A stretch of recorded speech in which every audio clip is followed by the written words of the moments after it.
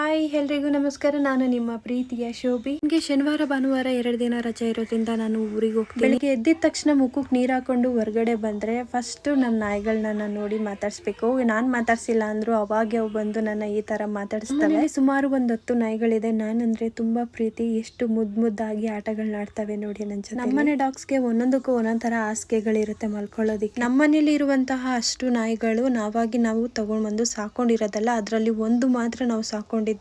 ಇನ್ನೆಲ್ಲ ಅವು ಬಂದು ಸೇರ್ಕೊಂಡು ಮತ್ತೆ ಮರಿಗಳಾಕಿ ಅಷ್ಟು ನಾಯಿಗಳಾಗಿದೆ. ಅದೇನೋ ಗೊತ್ತಿಲ್ಲ, ನಮ್ಮನೆಗೆ ತುಂಬಾ ನಾಯಿಗಳು ಬರ್ತವೆ. ನಾವು ಜಸ್ಟ್ ಊಟ ಹಾಕ್ತೀವಿ ಅಷ್ಟೇ. ಅದು ನಮ್ಮನೆ ಬಿಟ್ಟು ಬೇರೆ ಎಲ್ಲೂ ಹೋಗಲ್ಲ, ನಮ್ಮನೇಲೇ ಇರುತ್ತೆ.